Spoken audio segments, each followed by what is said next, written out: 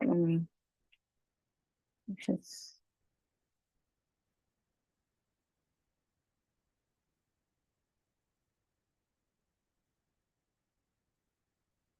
Try unmuting yourself now. Okay, hello everyone. Good evening. Can you hear me, please? Yes. Good evening.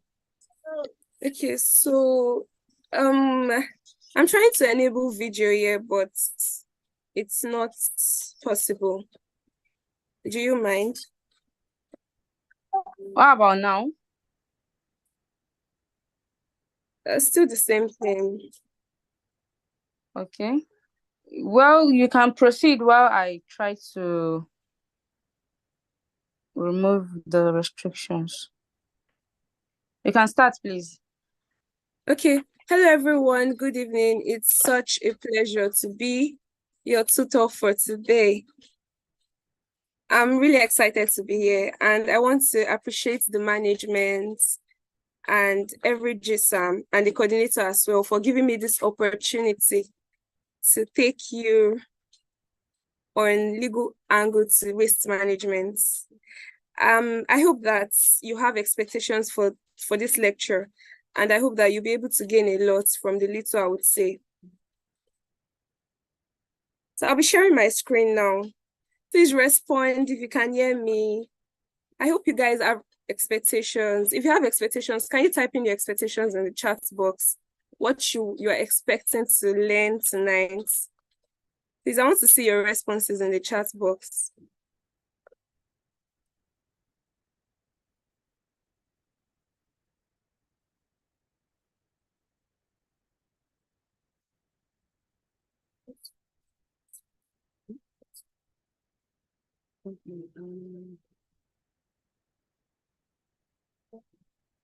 So you want to put why is this? Yes.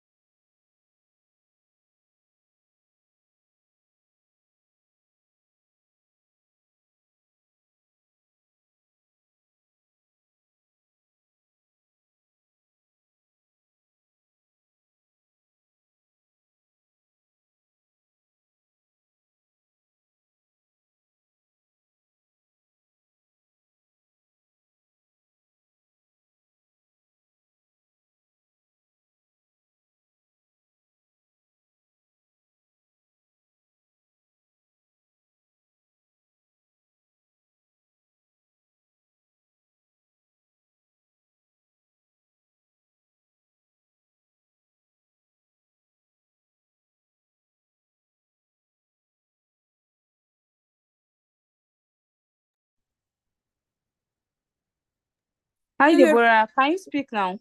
Yes, yes, I can speak. Can you hear me? Yes. I'm really Yes, I can hear you. sorry about the temporary glitch. So can you see my Yes, screen, everyone? yes, I can. Okay, so I can see the chat box. Someone says they want to learn mitigations to impacts of war on the environment. I can assure you that you will learn that. Another person is saying more than relationship between the legal doctrine and the green. Okay, more about the relationship between legal doctrine. Another person is saying, I want to learn about the legal ways we can go about making our environment healthier for us to live in. Good. So I can thank you all for your response, and I can assure you that you will learn all of that tonight if time permits us.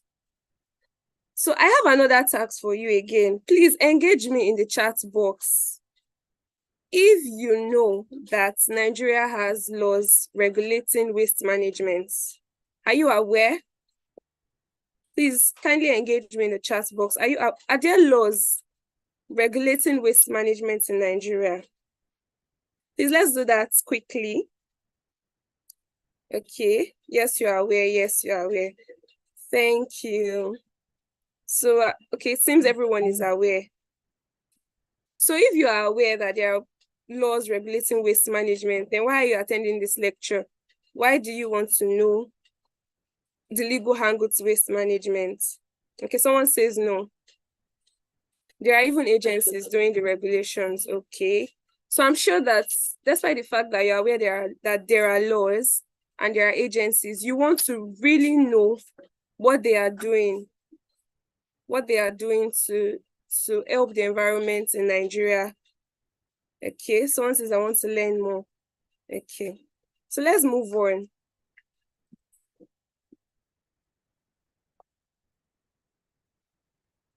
Okay.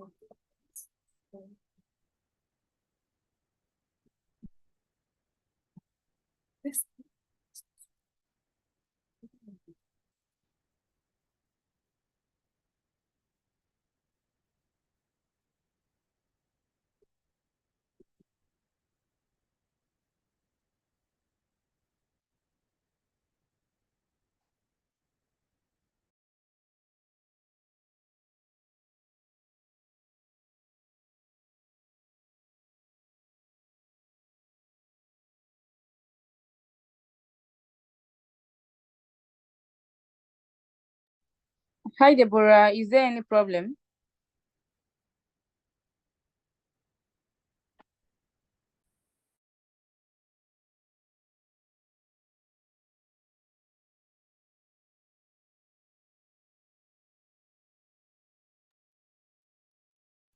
Okay.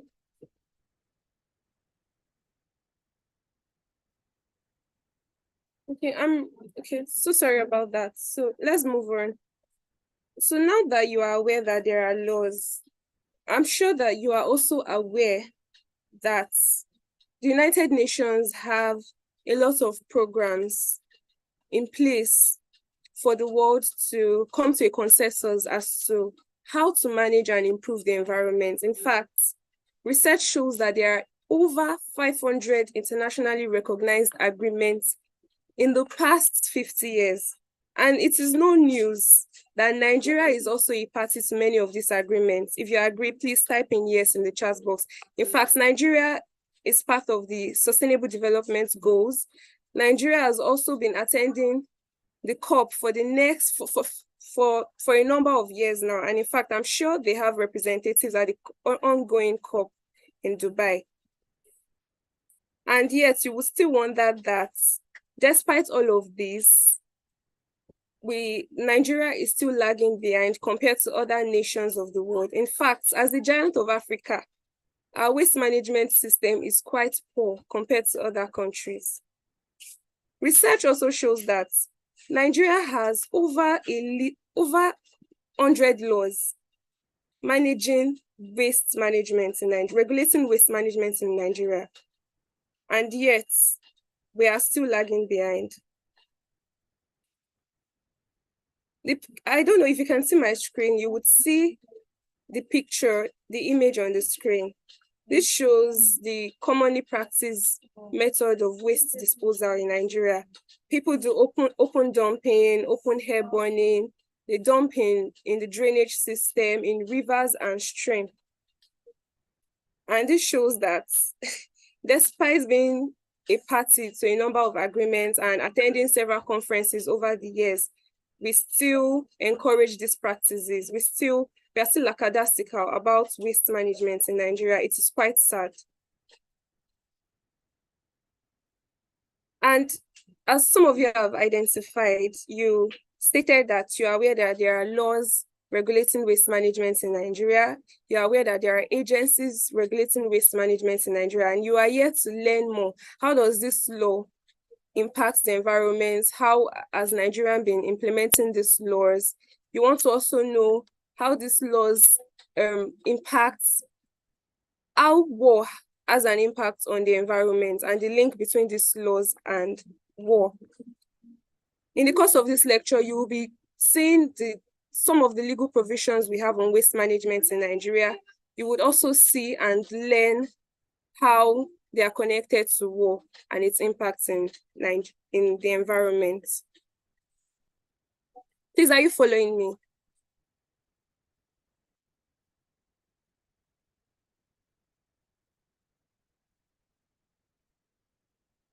Are you following me? Yes, okay. Now, we all know that laws are necessary for a sane society. You cannot have a sane society without laws. Imagine if man is free and left to do everything that they want to do. There will be a total collapse of system in the world. People will just do things anyhow. People will do what they deem fit, and there will be a breakdown of system. There will be abuse of processes. So there are laws guiding the conduct of humans on earth. There are laws guiding businesses. There are laws guiding health. There are laws, in fact, guiding education. I'm sure that most of you are in schools, and you cannot do certain things in school. You must do things in accordance to school authorities. So if there are laws guiding almost every sector in the world, then there are also laws guiding environmental actions, guiding the conduct of humans on earth and how it impacts the environment. In fact, someone once said that environment is actually a human right. Imagine living in a world that there is no regulation for how you use the environment. Then there will just be a total collapse of the environment. People would do things anyhow, you won't even have the privilege of living in a safe environment. This is why we have laws rather guiding the conduct of humans in the environment. The necessity for this conversation stems from the fact that a lot of people are unaware of numerous international and national local guidelines that govern human actions. And this is what makes you better compared to some other people. You are here receiving this lecture to know the relevance of these laws.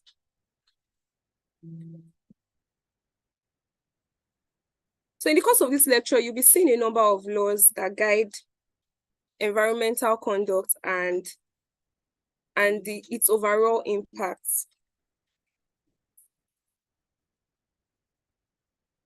Also, do you know that environmental protection without effective compliance, we have no significant impact in saving the environment? So imagine, even if I should highlight all of these laws that I'm sure most of you are already aware of, and there is no effective mechanism for compliance, then all these laws will just be a waste, will just be regarded as shelf acts. We have a lot of shelf acts in Nigeria. There are a lot of acts that are just kept in the shelf. Not shelf literally now, but like they are just stored somewhere and not being implemented. It is quite sad. And that's why the fact that, as I earlier mentioned, Nigeria is a party to a number of agreements, we are still lagging behind. So the foundational law in Nigeria is the Constitution of the Federal Republic of Nigeria. That's the ground norm of every law in Nigeria. It is the one that enables every other statute that you would see after this.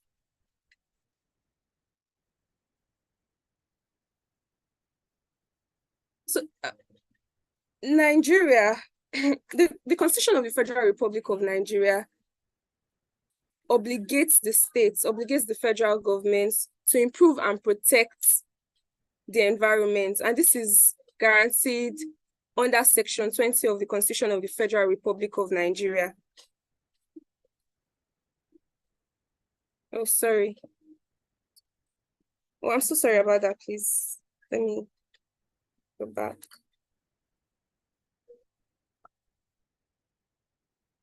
Okay. So sorry about that. As you can see from the slide, it says that the state shall protect and improve the environment and safeguard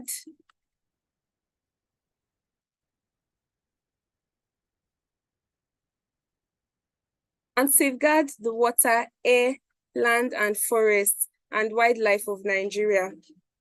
So now, I'm sure that you are aware that under the Constitution guarantees the right of every citizen of Nigeria. So there are a number of rights. We have the right to life, the right to dignity of human, the right to freedom of movement, of assembly, and a number of other rights. But when you check the number of rights that we have guaranteed under the Constitution, the right to a clean environment is not one of the rights. So while you have the right to live anywhere in Nigeria, you do not have the right to live and enjoy a clean environment.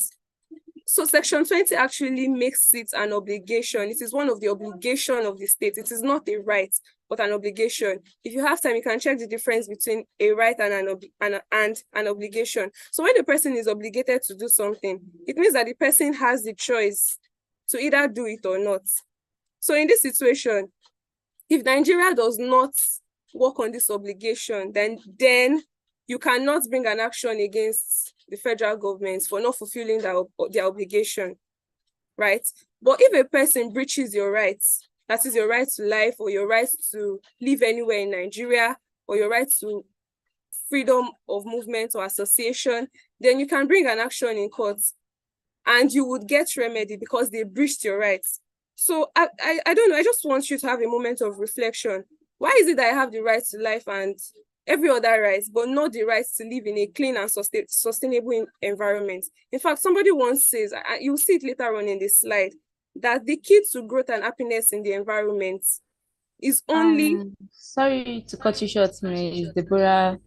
You have less than 10 minutes to 15 minutes, so start like be fast a bit. All right. Oh, all right, no problem. So I want you to have a moment of reflection that why should we have every other kind of right and not have the right to a clean and sustainable environment? As someone once said, the key to growth and happiness can only be guaranteed when there is a clean environment. So moving on, we have Environmental Impact Assessment Act. The purpose of this act basically is to guide the conduct of the government, of individuals and corporations, to ensure that they take certain factors into consideration before making any decision that will have adverse impacts on the environment. We also have the harmful waste provision, criminal provision. This act basically just prohibits the purchase and sale or importation of harmful waste into the country without lawful authorization. Then we also have the NESRA Act. This particular act is the major statutory regulation guiding environmental matters in Nigeria. In fact, this is actually the major act on environmental matters in Nigeria. And this act has over 33 national environmental regulations on various aspects of not just waste management, on environmental pollution, solid waste, and anything you can think of regarding the environment. And yet, Nigeria is still lagging behind. We also have waste management authorities in Nigeria. Like you said, you know that there are several waste management authorities in Nigeria. We have the NESRA also, that's the National Environmental Standards and Regulation Enforcement Agency. We have National Oil Spill Detection and Response Agency. Then we have Federal Ministry of Environment and state ministries of environment. Now, I want to analyze the effectiveness of these laws. The Nigerian waste management policies yield relatively insignificant results compared to other developing and developed countries of the world. Why do you think that these laws are not effective? If you have reasons, you can just put them in the chat box. I would look at them subsequently.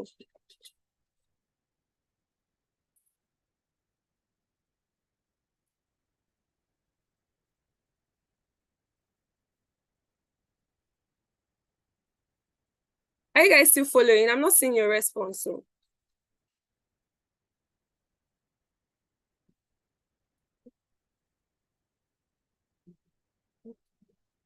while I await your response, I'll be highlighting some of the reasons why these laws are not effective. This is because there is improper enforcement of these laws with little or no sanction. So you see that people just dispose waste. In fact, if you have a moment of introspection, you will see that you yourself, you're guilty of breaking these laws, of doing certain things that are contrary to environmental laws. And so imagine if we were sanctioned for every little, in fact, I don't know, some of you, if you watch Korean films, you would see that if you should trash something on the street or something, before you know it, you'll be arrested or you'll be sent a fine to your house. Not just Korean films. In some other countries that are environmentally advanced, you will see that for every little act of misconduct, you'll be sanctioned. Another reason is because we have inadequate infrastructure for waste collection, treatment, and disposal. And then there's also a widespread misconception about waste management. Some of your parents will say, is it not better, instead of trashing the waste in the river, it's even better for us to burn this waste. What is the difference in burning this waste and also trashing in the river? These conducts are absolutely wrong. Other problems are the fact that the Environmental Law Enforcement Agency, that's NESRA, they have misplaced focus and targets. So I once read that there was a time in 2013 in Osun State that the agency arrested, in quotes, arrested goats because they broke environmental laws. Imagine, I don't know, should goats be your target audience for breaking environmental laws? And then there is also no clear demarcation between state revenues and sector-specific taxes and revenues. So you see that for every tax fines that are being collected for environmental misconduct, they are all remitted back to the state government instead of specific agencies. So these taxes and fines that are being collected over environmental actions should go directly to the Ministry of Environment and not to the state government. That way, the Ministry of Environment would be able to manage their funds separately from the funds of the state government. This would help for proper enforcement and would help for proper funding of the agency. Okay, so there are other several problems. One other problem that I also want to state is the fact that, like I mentioned earlier, environmental rights is not justiciable under the Constitution of the Federal Republic of Nigeria. Also, there is also interference amongst agencies and governments as to the functions of NESRA. And lastly, another thing that I would like for us to know is that the people who are ignorant and have absolutely no education on environmental issues are the ones at the forefront of lawmaking. So you see the legislature, rather, people that do not know anything about environmental issues are the ones making laws on environmental issues. And this is why we are giving you this lecture, so that you'll be able to put yourself out there and also contribute positively to environmental laws in Nigeria. Making of laws are not for lawyers, they're actually lawmakers. And even most of these lawmakers are not even educated about the law. But you know about the environment, you know the impacts on the environment, you'll be able to make these decisions. That is why you should get yourself acquainted with issues like this and lectures on the link between law and the environment. So next, we'll be looking at the impacts of war on the environment. Please, coordinator, how many minutes do I have left? You have 5 minutes to go. Okay, so we'll quickly brush through the impacts of war on the environment. So among several factors that affect the environment, war and armed conflicts, aside waste pollution, war also have a huge impact on the environment. And the impact of war on the environment includes the destruction of the ecosystem and loss of habitats, environmental pollution through particles that are kicked into the air by armored tanks, and uranium leaks from discarded ammunitions, greenhouse gas emissions from military activities when they practice and prepare for war. Some of the things that they use, remits carbon emissions into the atmosphere. And then there is this deforestation rather. In times of war, you see that people look for other means of livelihood. They try to go into the forest to cut down firewood to make money or to cook. And then we also have wildlife extinction through the destruction of natural habitats, poaching and illegal hunts. And also we have infrastructural strain through migration of displaced persons to urban areas. I think these facts are self-explanatory. And then the areas affected by war becomes uninhabitable after the war. This is because sometimes landmines that are being planted are not removed after the war. And also some of the toxic substances that are released into the atmosphere makes the place uninhabitable. From this picture, you can see a street in Yemen in 2019 during their conflict. This is what the street looked like. Look at people disposing waste anyhow. This is because there was a total collapse of waste management in the country. If this is happening in Yemen, how much more other countries of the world? And even the focus of our lecture, which is poor waste management, can also be seen, because in times of war, aside the collapse of government systems, we also experience the collapse of waste management. This is because the government cannot properly regulate waste management and collection during periods of war. Hence, people just dispose waste anyhow. In fact, internally displaced persons or refugees during war do not have proper mechanisms in place to dispose their waste. So you see them doing open dumping in the river. They do not have a means of collecting their waste during conflict. So these are one of the issues. Then from this slide, I don't know if your coordinator will make the slides available. For lack of time, you would see these cases. You can go through these cases to see how war has negatively impacted waste management. In fact, you can see Israel and Hamas, the ongoing war. We also have Russia and Ukraine. The destruction of the dam, the contaminated drinking. In fact, it's such a terrible, terrible situation. And I don't know if you can recall the Japan and Hiroshima bomb blast. It made Hiroshima uninhabitable for quite a number of years. Now, reflection: how has war or armed conflict impacted the environment in Nigeria? I don't know. For lack of time, I would have loved to get your response. Can you think of how war has impacted the environment in Nigeria, probably in your state? Has there been a way whereby the environment was impacted negatively? So we know of the northern states where Boko Haram, the activities of Boko Haram has impacted the environment. We also know of the oil spillage in the Delta region. Please, if you can mention any scenarios, I would really, really be glad. Thank you.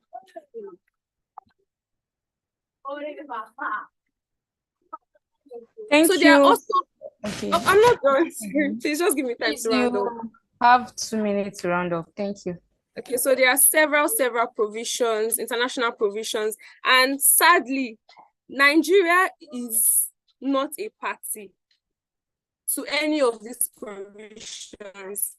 And Nigeria is not a party and has not even ratified any of these provisions. It is quite sad. It is quite sad. And another reflection for you is, do you think that there should be a total eradication of destructive weapons, or should liabilities be imposed for destructive actions? Which one do you think? Should there be weapons? Because war is unavoidable. People would always have conflicts. Should they go ahead to fight, Or should there just be liability for any action that you take? You can give the response in the chat box too. So now, finally, this lecture is important to us as environment activists because it helps us for a stronger basis for environmental advocacy. You know, when we have knowledge like this, we'll be able to draw the attention of the community and government to proper waste management during and after conflict, not just in peace periods of conflict. It also helps us to hold the government accountable for their actions and their obligations. It is not necessary that it has to be, although we would like that the right to a clean environment should be guaranteed, but still, until that is achievable, let us hold the government accountable for their duties and obligations set in the law. That brings me to the end of my lecture. There are several recommendations, and you can also provide recommendations in the chat book, but these are some of the recommendations that I can identify. And I hope that with this knowledge, you'll be able to prompt others, your friends, your families, the community, in helping us have a safe and clean environment. Thank you for listening. Please, if you have any question, you can drop them in the chat box. Thank you, Ms. Deborah, for the wonderful presentation. You've really done justice to this session. I am very sure the greenies have also gotten value. So please, very quickly, if you have any question, you can drop it in the chat box while she responds after the debate. Just note down your questions. After the debate, she will drop the response, and also the slides will be made available to the general group. So please, if you know you are representing your team, kindly drop your name on the general group so that I can grant you access when it's time for your presentation. The first thing we have is the American Civil War, GSAG. I don't know if you guys are ready so that I can grant you access. Kindly drop your full name in the chat box here so that I can grant you access very quickly, as you are the next on the line to begin with your presentation. And thank you very much once again, Ms. Deborah, for the wonderful presentation. Muhammad Mubarak Ahmed, okay, that's just a, please, American Civil War. I'm yet to get your representative's name. Is that Lawal Abdel Azim for GSAG American Civil War?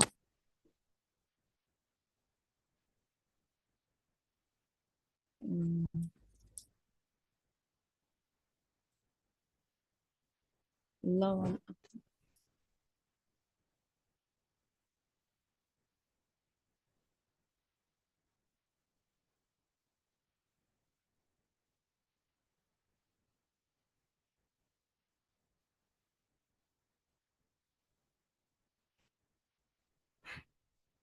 Okay, Lawa, you can unmute yourself now. I have granted you access to unmute.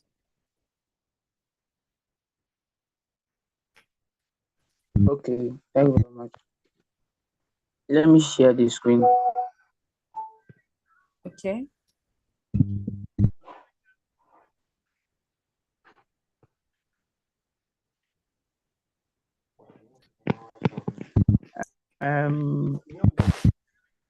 Very sorry.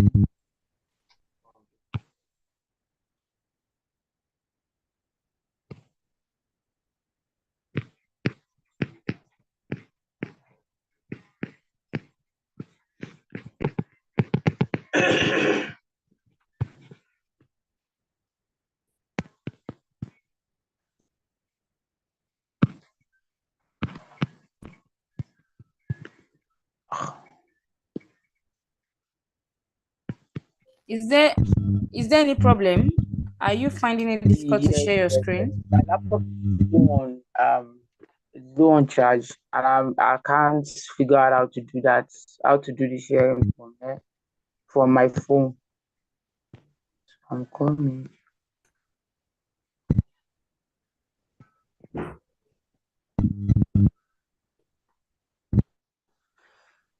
Never finding that in the recent files.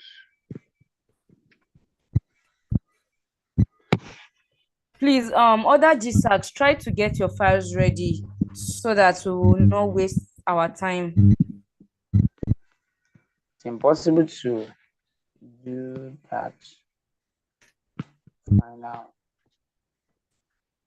Are you still finding it difficult to share your screen? If you are, drop the document on the general group while I do that. We have to save ourselves the time. Okay.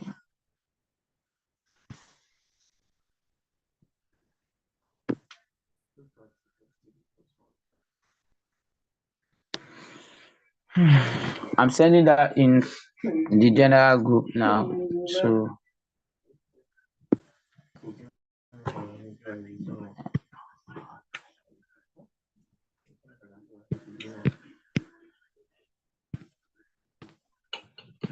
that's the file.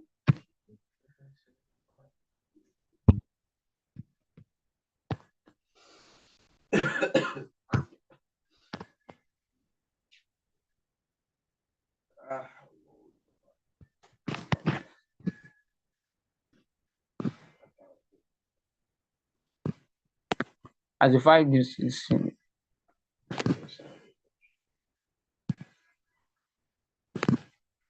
the file is already sent to the group.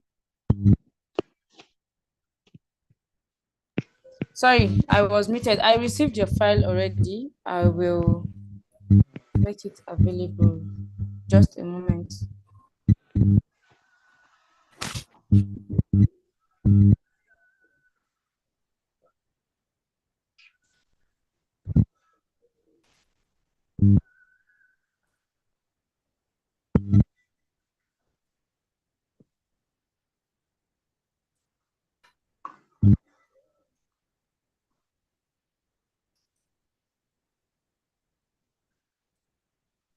Okay, can you see my screen now? Can I turn from the sharing screen? Yes, I can. Okay, great. So now please kindly mute yourself first while I pass across this message. We are starting at exactly, this is 8:21. So we are already far behind schedule. Each GSAG will be having 7 minutes each for presentation. So if you have two speakers, you try to share the time into two. And if you have just one speaker, try as much as possible to cover your slides and manage your time effectively. At exactly 8:22, the GSAG American Civil War will begin, and you have 7 minutes. So your time will be starting at 8:22. Okay, your time starts now. You have 7 minutes. I will let you know when you are running out of time, so you can start.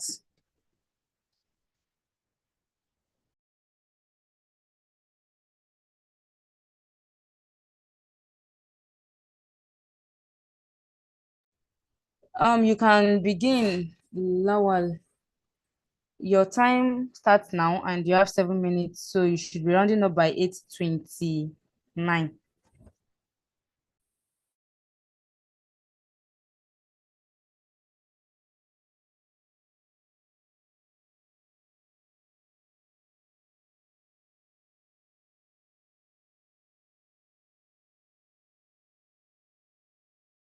Okay. Oh, sorry, I've been presenting now, was muted. So good evening, everyone. My name is Zawal Abdulazim, presenting on behalf of GSAG American Civil War. So the table of content, that is slide 2. So down to the next one, introduction. So the American Civil War is remarkably the costliest and deadliest war on American soil. So and the war broke out in 1861 as a result of long-standing tensions over slavery, state rights, westward expansion, and call for emancipation, and lasted till 1865. So on the brief recap, so it's just 1861 to 1865. So, and the war led to the assassination of Lincoln on April 14, 1865. So, and likewise, it ended with Johnston's surrender in North Carolina on April 26, 1865. So, still on the introduction. So, there are several factors that accounted for the outbreak of the war. So, part of it is the economic disparities between the North and South American. So, where the North were industrialized and technologically advanced, and the South were relying on large-scale farming, which is dependent on enslaved labor. So, and the abolitionist sentiments in North and political events, such as the Kansas-Nebraska Act and Lincoln's election. So, and there are several events that are associated with this war, like the Peninsula Campaign, the 7 Days Battles, and the Battle of Antietam. So, which proved decisive for the Union. That was the end of it all. So, the environmental effects. So, down to the next to slide number 5. So, the environmental effects. So, the environmental effect of this of war is the fossil fuel and the fuel and greenhouse gas emission. So, then it was not more specialized like now, where when there is missile and a lot. So, things that were involved were the cannon, rifles, and firearms, which were all dependent on the gunpowder, which is a mixture of sulfur, charcoal, and potassium nitrate. So, these things are like they have direct effects on the local air and water pollution. So, and likewise deforestation. Then there will be more demand for construction. So, and this will lead to this deforestation to for construction of fortifications, railroad ties, and fuel their steam engines. So, this would have long-term ecological impact affecting the local ecosystem and wildlife. So, the wildlife impact too, just like the animals will be displaced, and the effect of the unexploded ordinances that are going to pose risk to environment and human health. So, on the effects of war on human life. So, that war, so it led to an estimated death of about 620,000 to 750,000 soldiers. So, and that is a slap on the population then. So, injuries and disabilities. Then it was not, the medicine was not specialized enough to cure a lot of injuries. You are talking about the 18th. So, several people had disabilities and lifelong challenges were imposed on them. So, the social disruption. So, several people, due to the fact that men are already on the battleground, so female had to take charge of several things, and eventually would definitely lead to the call for the integration and rebuilding. So, economical impact. So, the southern states in particular faced economic devastation. So, destruction of infrastructure, loss of labor, and all of because they were dependent on the farming and those workforce. So, moving on to the effect on the contemporary environment, like now limiting it to the Americans' soil where the battle took place. So, the aftermath of the battle, such as the Gettysburg and Sherman's March, left a haunting legacy of physical destruction, reducing infrastructure to ruins. So, the environmental degradation and several other things that are affecting the ecosystem were mentioned. So, they further scared the natural fabric, the particular place where the war took place. So, displacement of population in both north and south You gave have 2 minutes to round up. Okay, so the displacement of this population in those places had to change alter their workforce, and affected them greatly. So, the war and environment, war generally, so they have a great impact on our environment. So, and in this war, paying reference to this one. So, the social and environment destruction during and after the American Civil War. So, during the Civil War and other contemporary issues, the negative effect of wars on environment is alarming. So, these are alarming. The impact of war on the environment is alarming, and there are things that we need to take actions on. So, the way to take the action, according to the SDG 11, which is emphasizing on sustainable cities and economy. So, this is trying to build a greener environment in every aspect, including war itself. So, we have the international humanitarian law, so that sets a limit for the number of destruction, like the way it seems to be affected during war. So, though people see trample upon this right, but these laws are there. So, and it's a good step that is taken protection of the environment during war. So, however, there are several instances like the Palestinian-Israel war where the laws have been breached, the Russian-Ukraine war where there have been this. So, also the uses of eco-friendly technologies during these wars to avoid unnecessary destructions and several post-war issues. So now, in conclusion, the American Civil War had far-reaching and complex effects on human lives and the environment, influencing the trajectory of the United States to come. So it's still going to be there. So it might not seem visible to us, but the effects are still there, and they will continue to be there because they have the way they have paid to the loss of biodiversity and several things. So now the recommendation is it is important to emphasize that military warfare is a driving force behind the destruction of space and environment from time immemorial. Hence, it is important to be minimized or stopped, as the case may be. Nations of the world need to realize the need to choose cooperation over conflict.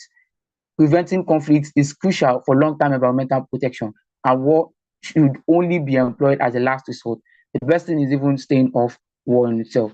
So this Your time is up. thank you very much for listening. Thank you very much, GSAG, American Civil War, for the wonderful presentation. So we will move to the next GSAG, Korean Civil War. Are you ready? And please, who is your Akinyemi Temiloluwa. Okay, let me stop sharing at the moment. So please, are you ready for the next GSAG, Jazz, Korean Civil War?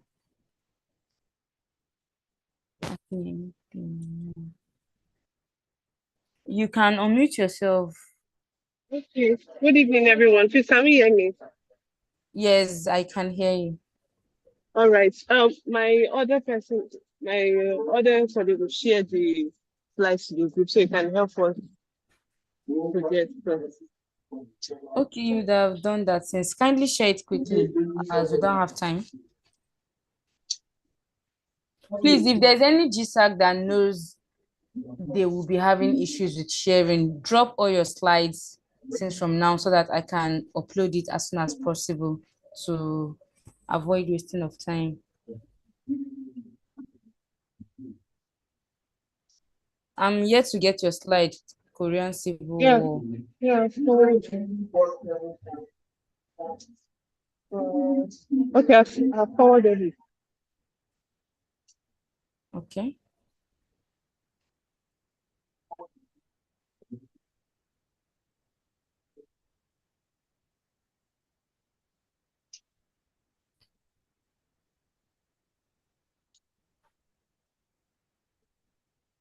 Please, for any GSAG that is yet to drop is their representative names, kindly do that as soon as possible to save our time, please.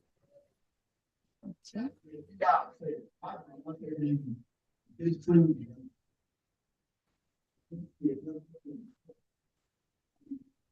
Okay.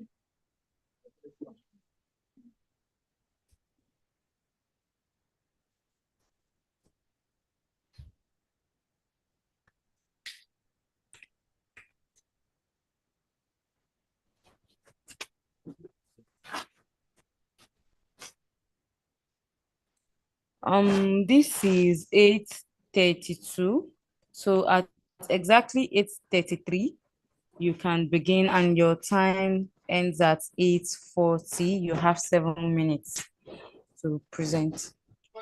So the moment is 8:32, you can begin your presentation.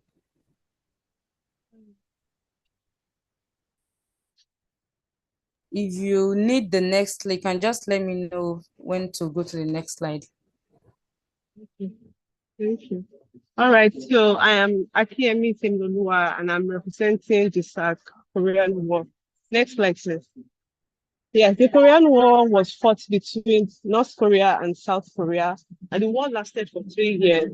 Started on the 25th of June 1950 and ended on the 27th of June 1953. The fun fact about this war is that the conflict was never declared a war, and then the North referred to the war as the Fatherland Liberation War, why the South called it the 625 war.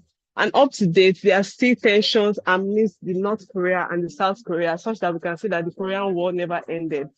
The Korean War, this summary of the war, had its immediate origins of the collapse of the Japanese Empire at the end of the World War II in September 1945. Kim Il-sung was the leader of the North, trained by the Soviet Army, while Ri Sung-man was the leader of the South, trained in the United States. In June 1950, North Korea, advised by the Soviet Union, invaded the South. Next slide, please. Okay, so the North hoped to unify Korea under a communist rule, and at the end of the war, the ceasefire maintained the pre-war division of a communist North and non-communist South, divided at the third parallel, which is known now as DMZ, the Demilitarized Zone.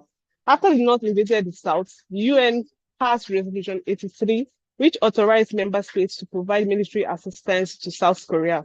The leader of the UN during the war was General Douglas MacArthur. Now, at the end, after a stalemate, the Korean Armistice Agreement resulted in a ceasefire of the Korean War.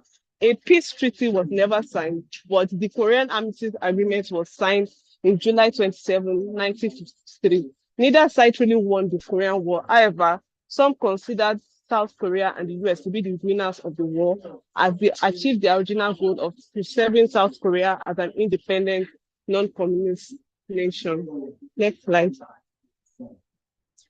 Now, the weapons used during this Korean War, we have some war tanks, we have machine guns, we have flamethrowers, we have conventional artillery, we have 40 barrels, we have other machineries that are not mentioned here that were weapons of destruction at that particular time. Next slide. Countries that joined the war under South Korea, we have these names listed. Under North Korea, we have these countries also listed. Next slide, please. Now, aftermath effect of the war on human lives. After the war, a total of 2 to 3 million persons were recorded to have lost their lives.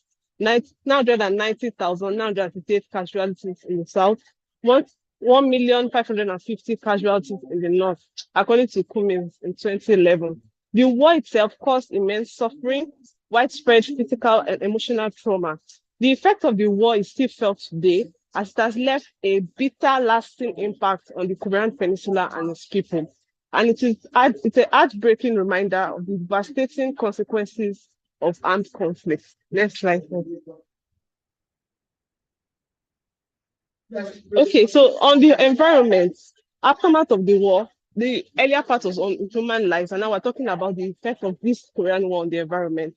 And immediate aftermath was the severe famine and drought that was experienced in the North, that's North Korea, that led to the death of 240,000 to 420,000 people.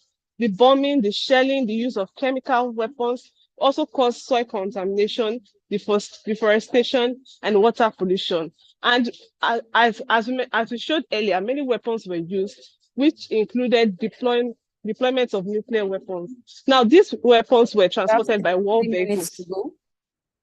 Which consume a lot of fossil fuels, which in turn contributed directly to global warming by continually releasing greenhouse gases. Next slide, please. Now, these are recommendations on how to safeguard the environment during wars.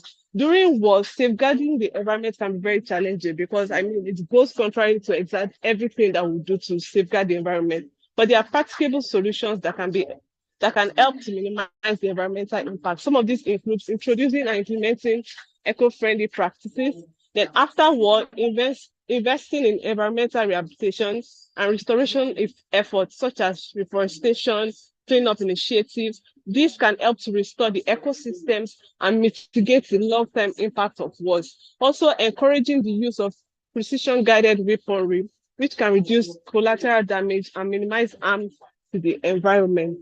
And also, other forms in which you can safeguard the environment is by peace treaties, by having like the UN coming in between countries that are having disagreements and trying to find a middle balance such that the war never exists in the first place. So this is all we have for you from Korean War. Thank you very much for this. Thank you for the wonderful presentation, GSAG Korean War, and I'm really glad you worked with time. So we will be going to the next GSAG. So please let me know who your representative is. Please kindly mute yourself.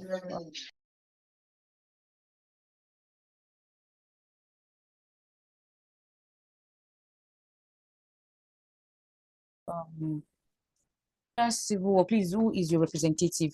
Someone sent the slide to the group. Is that the same person that is representing you? Please kindly respond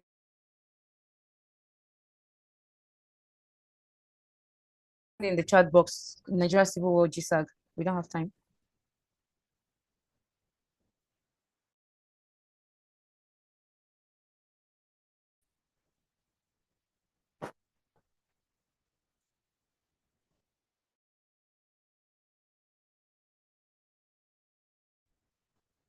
Oluwasegun Adelaja, are you the one representing?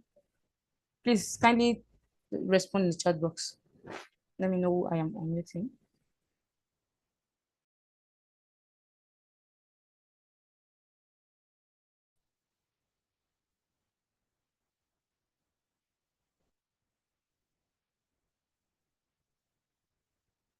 Okay, Mayowa is going first. Great. Okay. Mayowa, can you unmute yourself?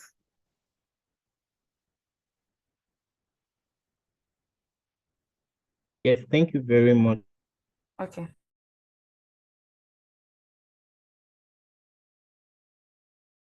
Great. This is 8:40. At exactly 8:41, you start your presentation.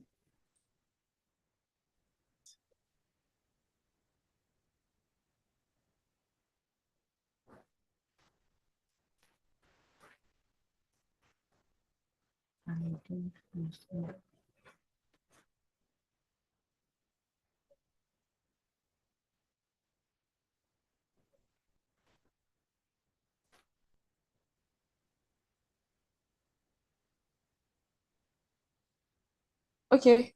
Maiwa, are you sharing your screen?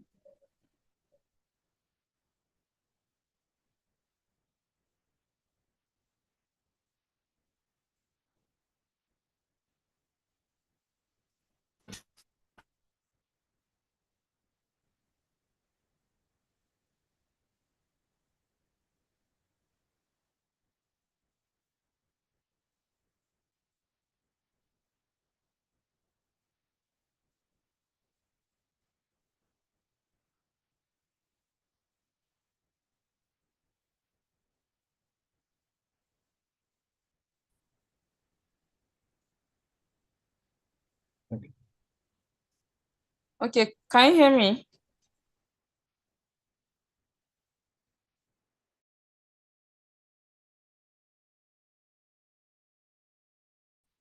Yes.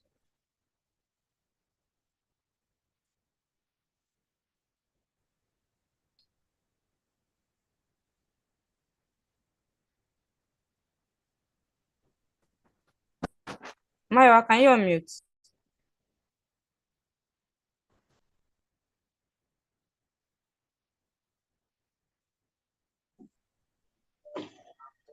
I don't think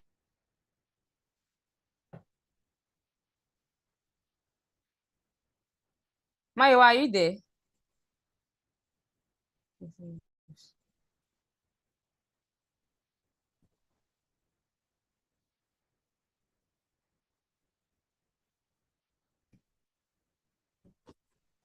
Hello.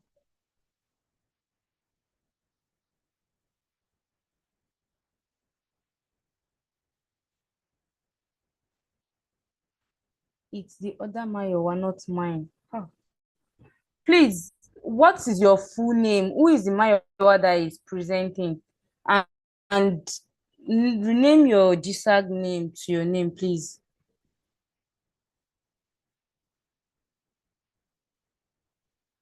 Maiwa Adeleke. Okay.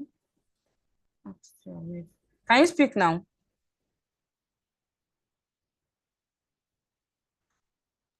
Like I met is on my own. It's the other my one, not mine. This is serious.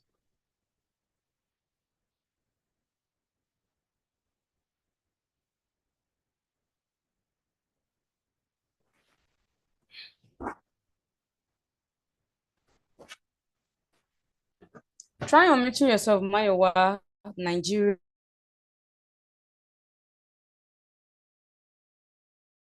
civil war.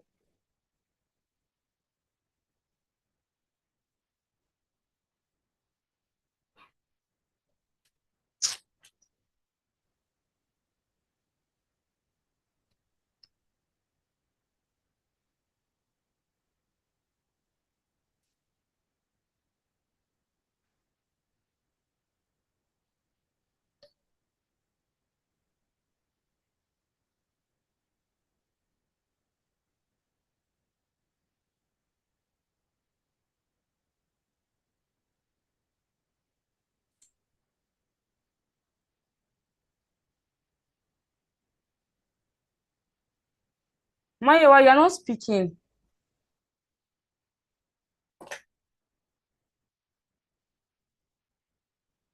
Serious.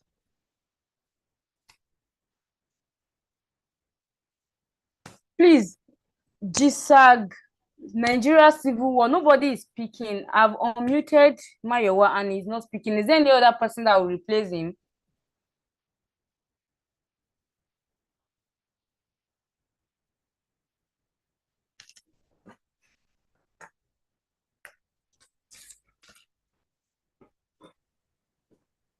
For any GSAG that wastes our time is going to have their marks deducted. So please, if you know you are finding it difficult, communicate in the chat room. Let's know where we are heading to. Please. Mayowa, can you speak now? Adelaja should go I first. cannot hear myself. But can you speak now and can you hear yourself now?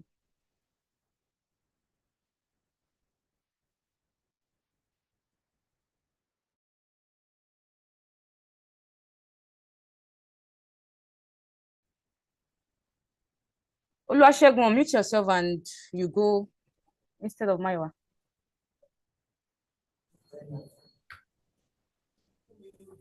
All right, good evening, everyone. Sorry, can you hear me? Yes, I can. All right. Oh, please, can you help us with this screen? Okay. Sure.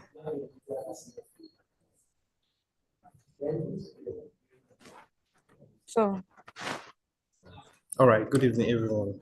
Sorry, first slide.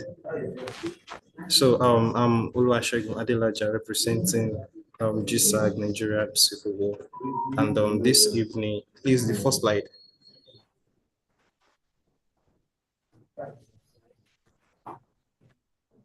First slide. first slide. Yes. That's Yes, thank you very much.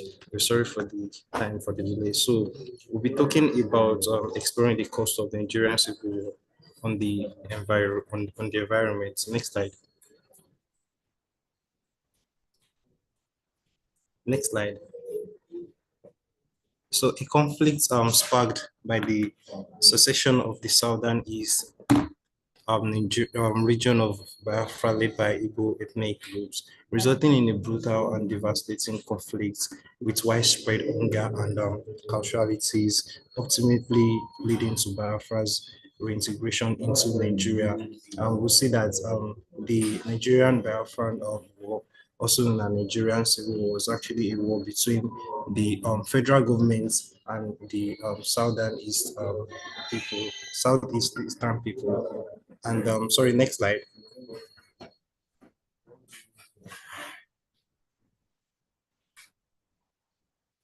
Next slide, please.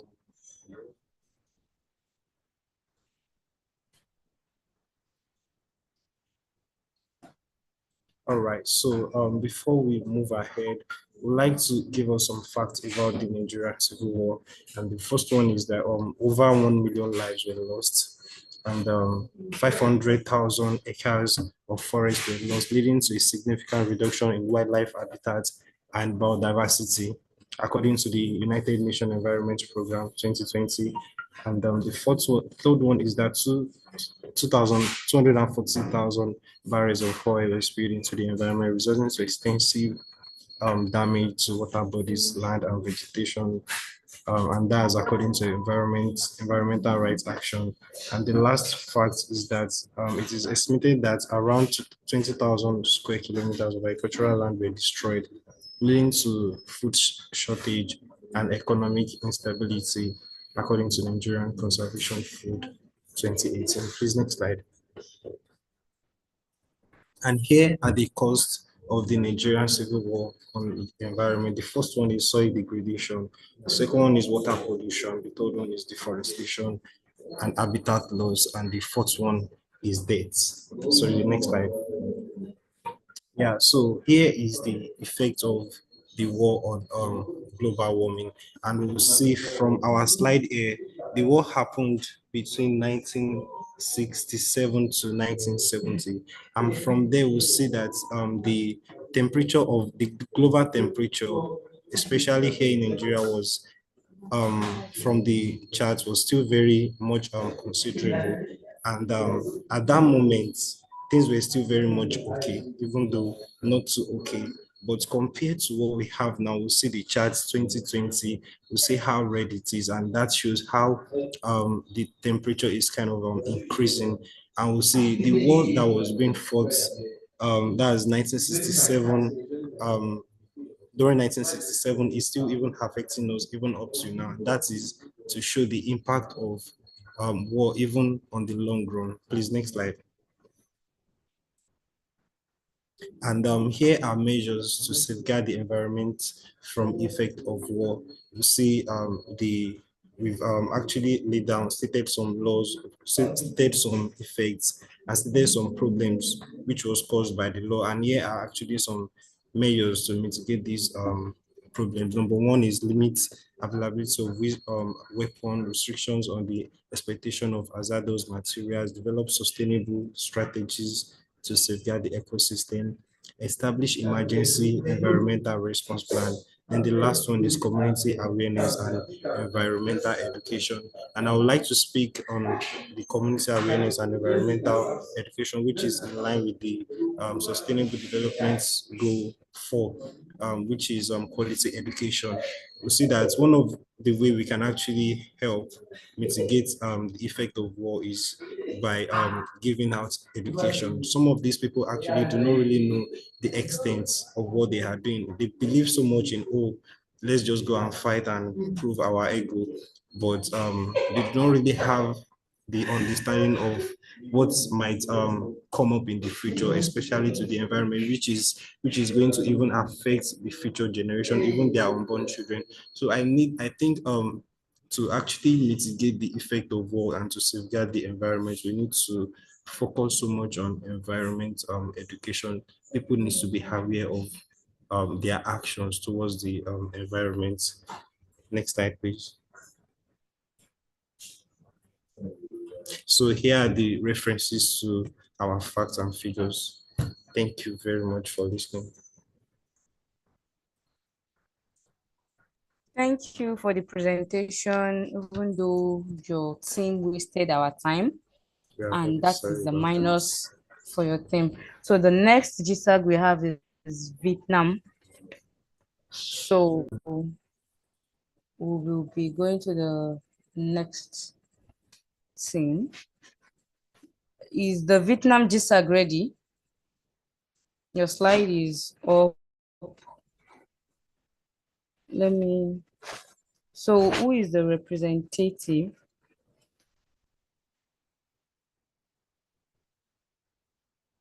So Faintola, you can unmute yourself.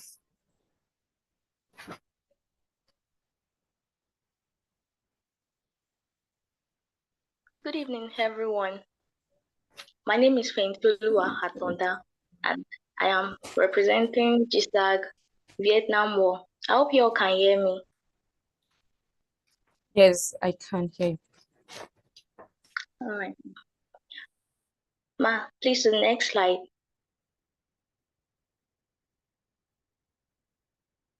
So these are the outlines of what I'll be going through this evening, and I hope we'll be able to get one or two things from my presentation.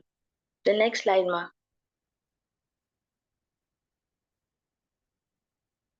So now the introduction.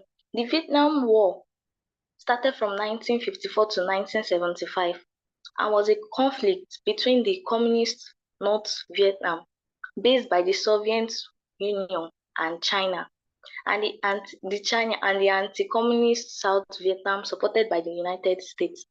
Now, the fun fact about the Vietnam War is the Vietnam War, like during the Vietnam War, more than 20 million gallons of herbicide named Agent Orange were sprayed over the Vietnamese rainforest, wetland, and croplands in order to deprive the enemy of concealment. Now, this presentation focuses on the environmental consequences of the Vietnam War and explores protective strategies for the environment during conflict. Next slide, ma. Now, the weapons used during the Vietnam War are AK-47 rifles, the B-52 bombers, the Napalm, Agent Orange, which is the herbicide I mentioned earlier, the Rumplo, and others, including M16 rifle, M60 machine gun, and M1 Grand rifle. Next one. Now, this Vietnam War, the environmental degradation that happened during the Vietnam War, the short-term impacts are on land, soil, water, and air. Now, the Vietnam War had a significant impact on the environment, such as the use of agents, the Agent Orange, that led to massive deforestation and contamination. And the massive deforestation further led to so many other things like hunger and waste of food resources. And this not only affected the landscape, but also the quality of the soil, water, and air. Ma, next slide.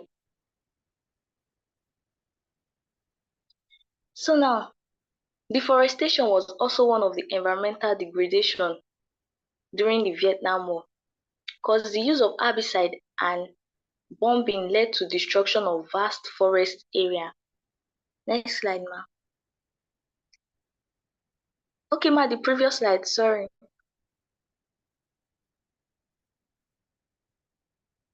As we can see in the diagram, those areas marked red are the forest area that are affected.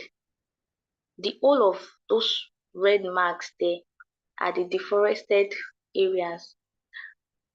Okay, ma, the next slide.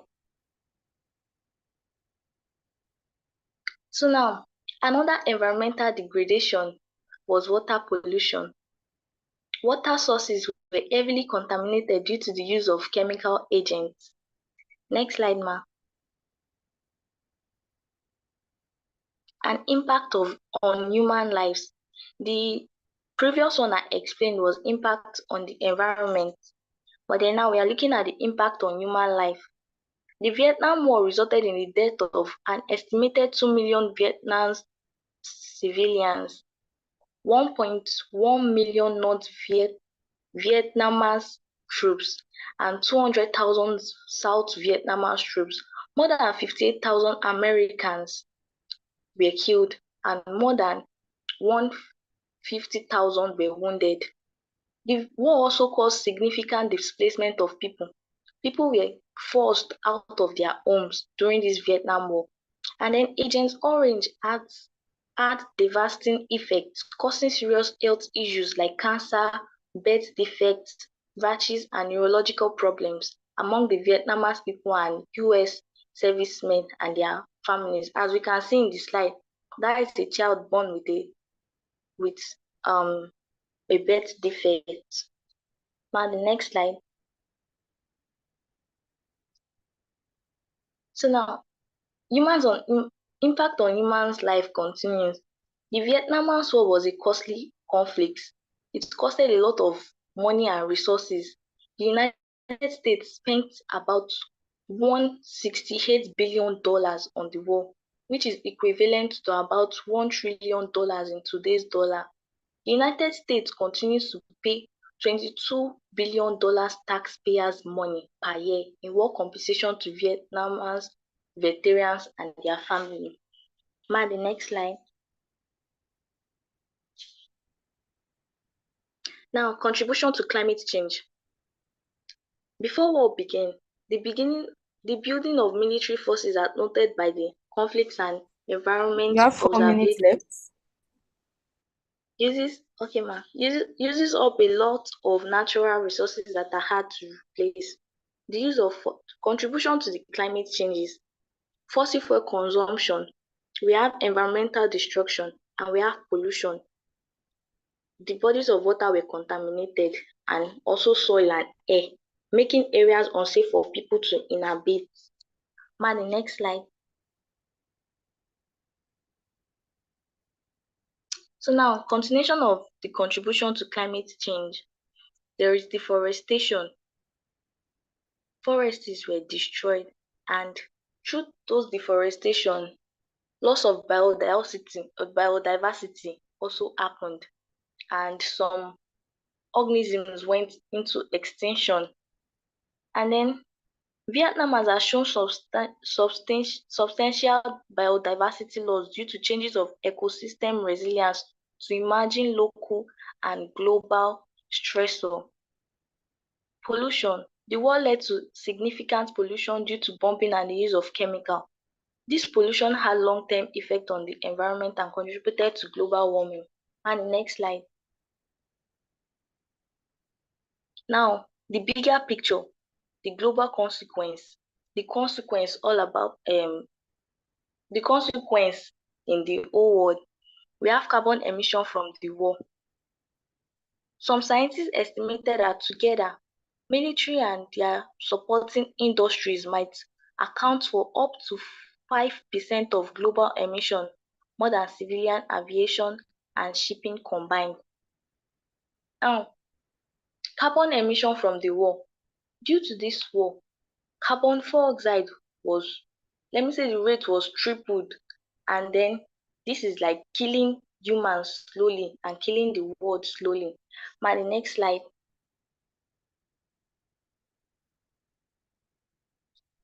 We have solutions to safeguard the environment during war.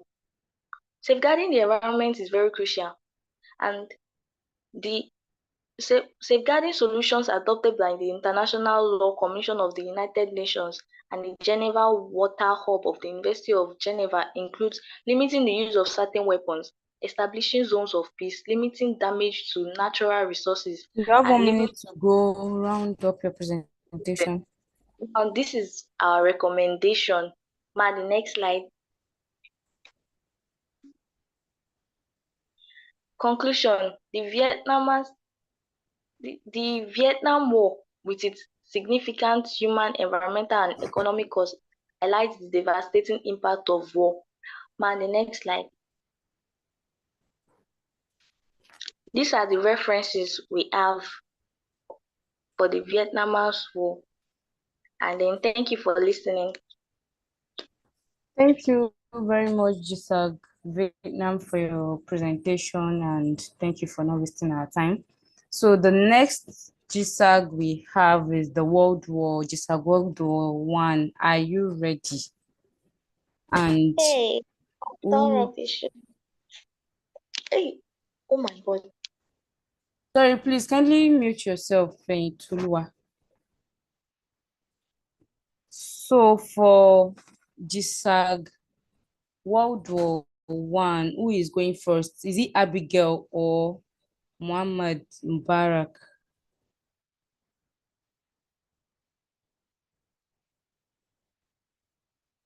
Please kindly respond in the chat box. Let me know who is going first. Okay, Abigail first. Wait.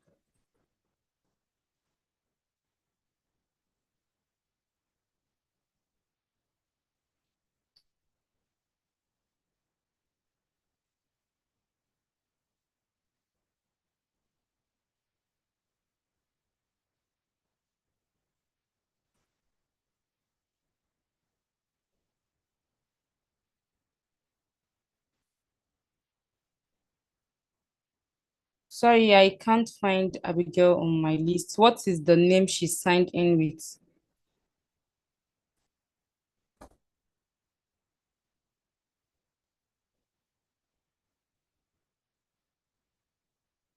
What is the name Abigail is signed into with? I can't find Abigail on the call.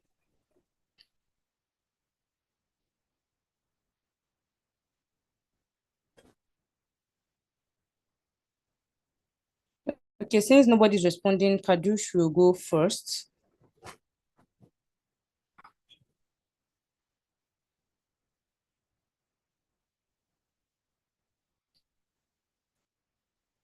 So Kadush World War One, that's Muhammad Mubarak Ahmed.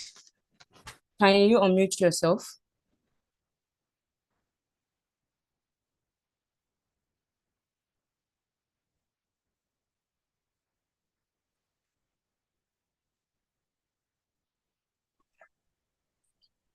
Okay, great. Hello, good evening. Good evening. I'm not really sure if I can go first because the first speaker has to take the first part and I'm taking the ending part, so I don't know. What is her name on the call? I think it's that princess, but yeah, something like that.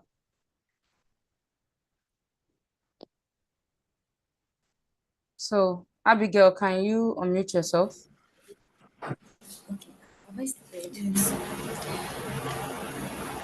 But man is a part of nature, and his war against nature is inevitable a war against himself.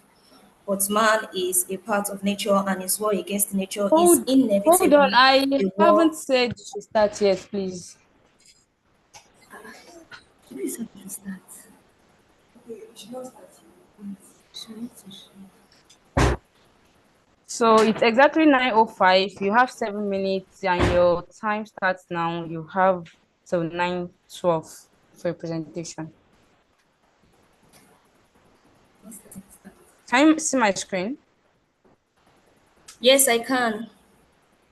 Okay, you can proceed. All right. Good evening, GSAMs, commandos, and my fellow grannies. I'm Abigail Felix, a representative of GSAG World War One. And basically, I would be talking about the introduction to World War One. First slide, no, first slide. First slide, can you hear me, ma?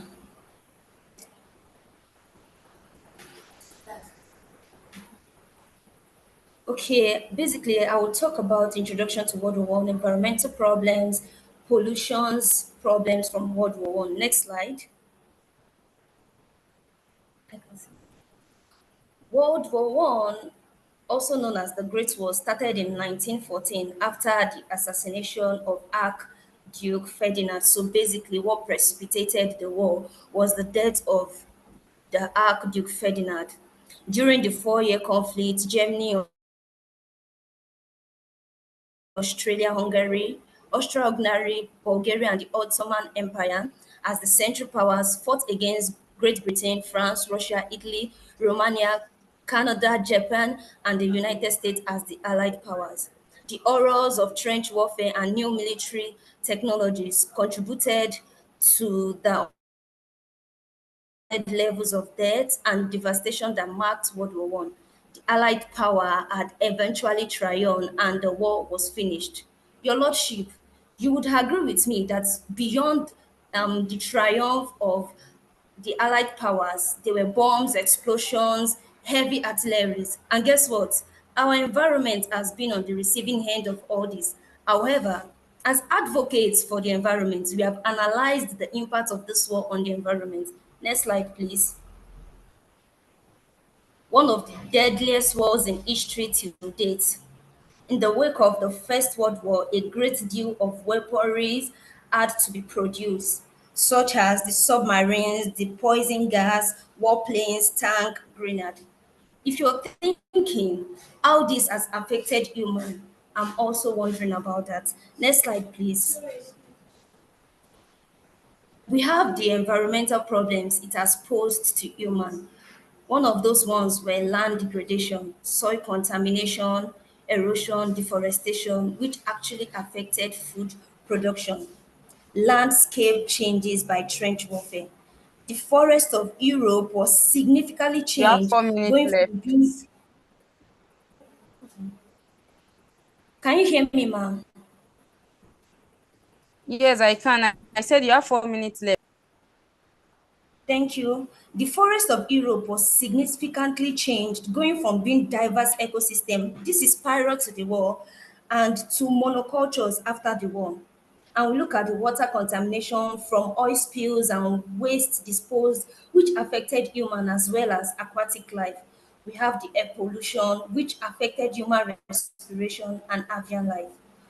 Let's look at the pollution problems quickly. We have the air pollutions, which came as a result of gas, chemicals, and noise. We have the water pollution, solid waste, oil spills, chemical waste. And lastly, we have the land pollution, which is the cells and blast soil contamination. Thank you so much for having me. I would give the floor to my fellow comrade, Modush, to take over. Thank you so much. Who is this?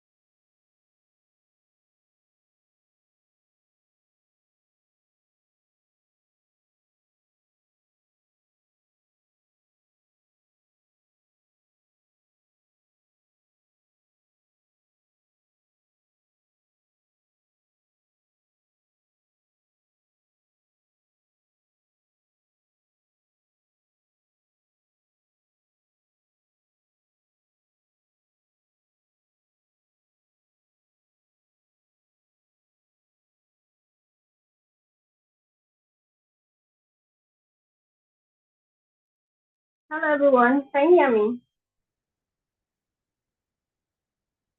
Okay, I think confirm if you can hear me please in the chat room.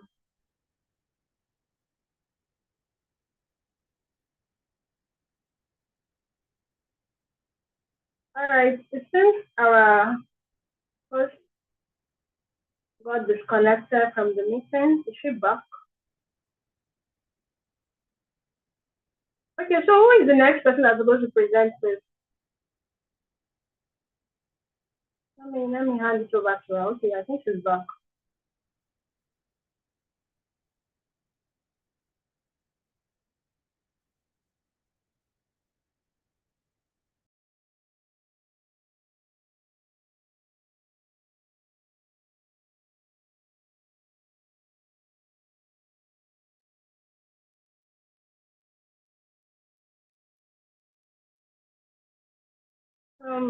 Okay. Can you hear me, Jason? So sorry, my network kicked me out. I'm so sorry. Alright, welcome back. Thank you. So is the second speaker ready?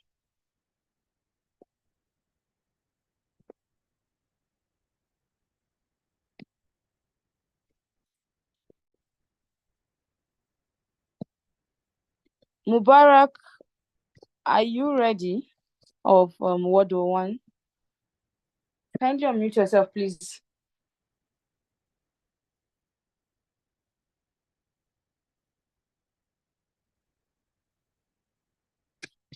Mubarak, kindly unmute yourself. I think he's out of the call as well. Anybody from World War One GSAG to represent him? Okay, Bilkisu Perry. Let me unmute you. Bilkis, please kindly unmute yourself. Good evening, everyone. Please confirm that you can hear me. can hear you, Bilkisu. Kindly proceed. All right, thank you. So I'll be continuing on the impact of the World War One on our climate. So we've presented 4 issues here: global warming, resource depletion, pollution, and deforestation. We have large amounts of fossil fuel usage, which has led to greater greenhouse emissions.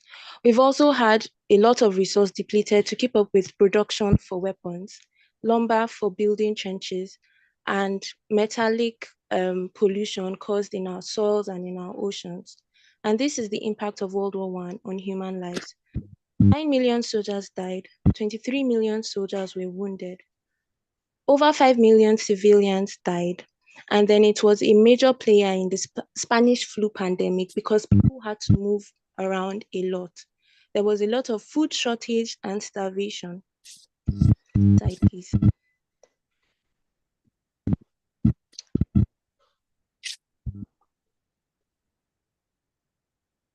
Can you hear me? Next slide, please. Okay, so we can all agree that every war has a devastating impact on both the environment and human livelihoods.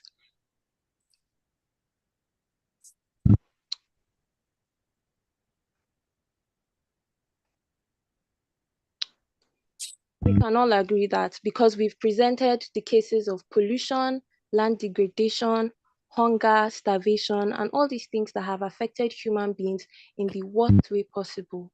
But there's a good news. My Lord and members of this court, we're happy to share some of the solutions that we have come up with to save our environment. First and foremost, we advocate for the development of using environmentally friendly weapons, weapons that don't pose so much threat to the environment when they're deployed. Secondly, we want to make sure that governments and other parties that are interested are protecting our forests and other natural resources, because without these things, we cannot live the way we're supposed to live. Finally, optimizing refugee camp settings. This way, we will not have issue of pollution. Imagine where you have a refugee camp where there's no proper place to dispose of your dump, your human feces. Imagine the kind of diseases that will be in that place. So with these 3 points, we hope and we believe that our environment can be protected even in the light of war. And these are the sources where we found our information. So thank you. And like the first speaker said, man is part of nature, and his war against nature is inevitably a war against himself. Thank you for listening.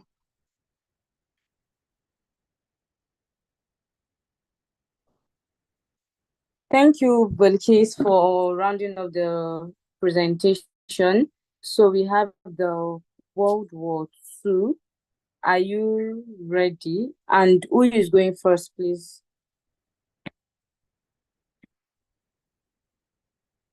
World War II, kindly type in the chat box who is going first for your GSAG.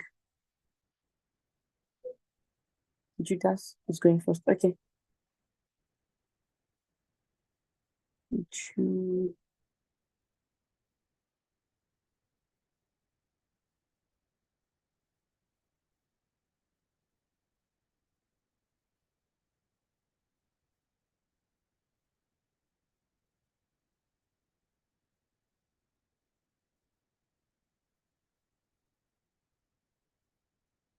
Please, what's his full name? I can't seem to see Judas here.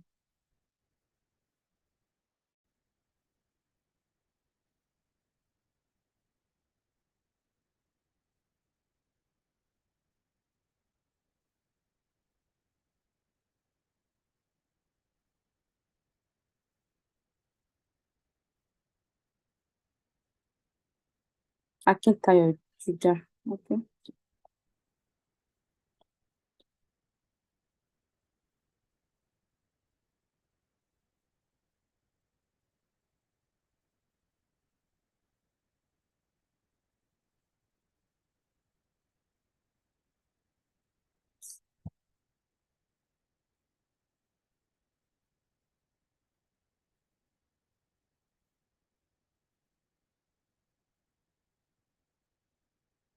Sorry, I can't find this person on this call. Is there any other person?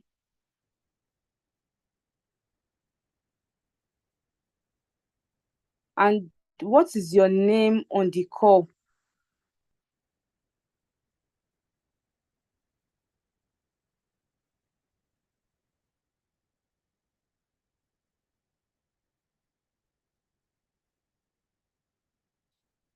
Akintayo Judah, kindly try to unmute yourself.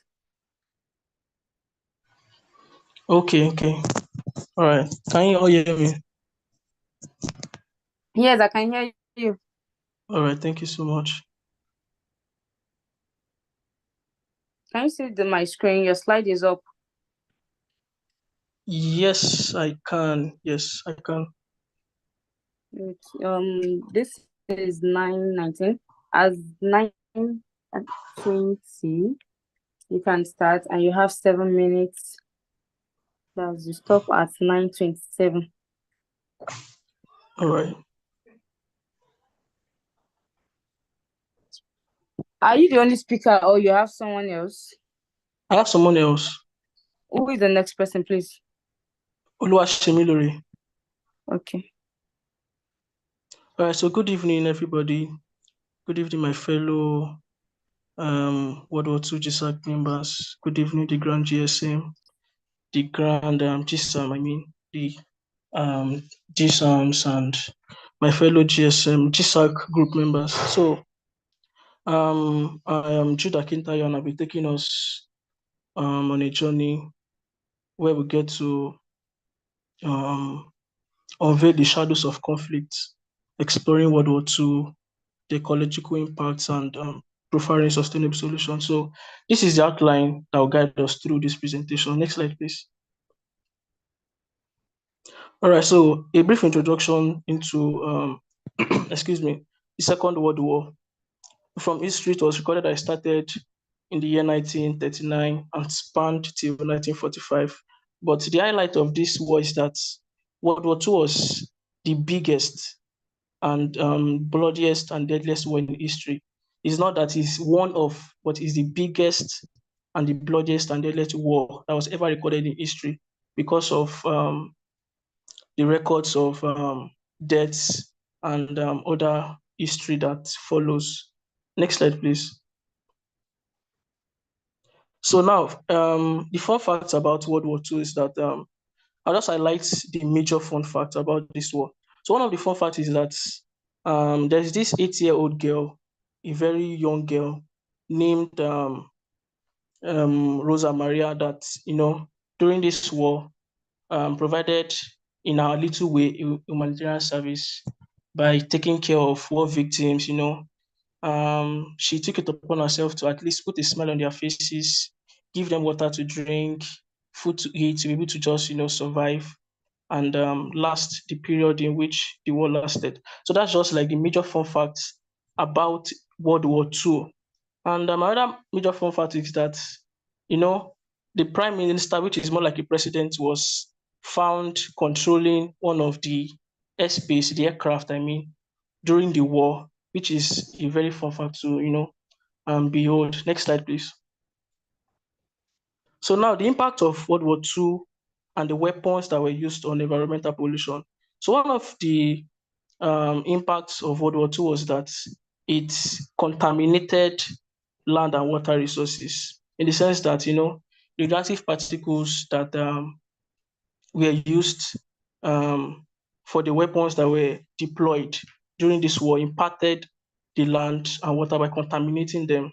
And another impacts of this war is that it disrupted marine ecosystem in the sense that it led to the loss of biodiversity of different organisms in the marine environment. So these are like the major impacts of World War II on the environment. Another is that it led to the increase of emission of greenhouse gases. You can see from this picture that from the burning of different structures, infrastructures led to the emission and the release of excessive greenhouse gases into the atmosphere, which resulted into affecting the air quality. during the time of the war. Next slide, please. So now moving to the effects of World War II on human life. So it was categorized into two direct and the indirect. So the direct impact being that it led to loss of life, in the sense that it was recorded that about 40 to 50 million people died in the course of this. So that's just only the deaths. Apart from casualties, injuries that were sustained, just the deaths, about 40 to 50 million lost their life during World War II. Another is that it resulted into psychological trauma, in the sense that, people that experienced this war must have or would have experienced what we call PTSD, as we all know, during the course of this war. Remembering. You have 3 minutes to go. All right. So, and another effect is that it resulted into physical injuries, loss of arms or different parts of the bodies. Next slide, please. So impact on specific group of people is that impacted the lives of children by, robbing them of education, being in their formative years, them not having access to quality education. Another is the impacted women, especially pregnant women, not having access to quality healthcare systems. And it also impacted elderly people, in the sense that, them being of old age, not being able to flee from such occurrences. Next slide, please. So the negative aftermath of World War II on the warring parties, that is the countries, it affected the environment by polluting it with toxic substances. It worsened the air quality, and it also led to climate changes by increasing the temperature, and also affecting natural resources and disrupting ecological balance and loss of biodiversity. Next slide, please. So the outcome of this in relation to global change and global warming is that it resulted into deforestation, destruction of habitats, more oil and fuel consumption, and it also led to environmental contamination. Next slide, please. So I would love to end here as I pass the baton to my colleague that sustainability is not just about environmental protection, but it's about economic growth and most especially about human well-being. So at this point, I'll pass the baton to my colleague to continue. Okay, thank you very much, Mr. Judah. Standing on the existing protocol, I'm Oluwashemilore, and I'd like to start with the fact that pollution should never be the price for prosperity, regardless of the situation. All right. So, what are the outcomes that came around the global warming? I mean, that came with the World War II and led to global warming and climate change. One of those things are the deforestation and habitat destruction. Another one of them is infrastructure damage and reconstruction. The time is up. So high oil and fuel consumption and chemical warfare. Okay, because of time, I'd like to head straight to the conclusion. There are a lot of things that we do nowadays that models after the occurrences of this particular war, and I'd like us to know that it is important for us to try our best abilities to shed light on these facts known to us now with as many people as possible around us. We might not be faced with a war situation at this time, but definitely we are in a war to get back our planet from the current state we have put it in. So I'd like to end the presentation by saying that we should be a part of the solution to this problem and not a part of the pollution. Every member. Thank you very much, Oluwashemilore. You've added 1 extra minute, so thank you for your presentation. I would like to thank all the GSAG that participated tonight, and unfortunately, we've spent much of our time here, so we will move back to our general group and continue from there.